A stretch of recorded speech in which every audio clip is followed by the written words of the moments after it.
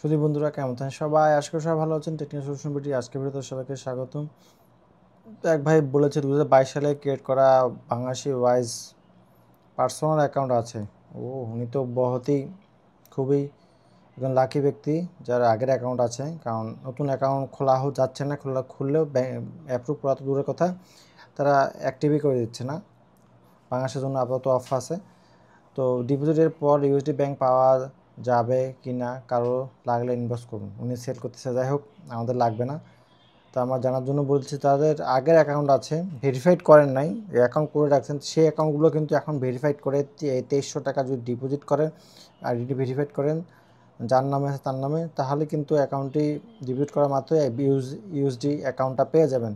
এবং এটা লিমিটেড কয়েক বছরের মধ্যে মতো ইউজ করতে পারবেন আপনারা। কারণ আমি দেখছি যে আমার একটি পার্সোনাল অ্যাকাউন্ট ছিল, আমি ভেরিফাইড করেছি এবং হুট করে আমাকে বললো যে আপনার অ্যাকাউন্টটি বন্ধ হয়ে যাবে, এই তারিখ একটা ডেট দিয়ে দিয়েছে, এই তারিখের মধ্যে আপনার অ্যাকাউন্টটি ডিসেবল করে দেওয়া হবে।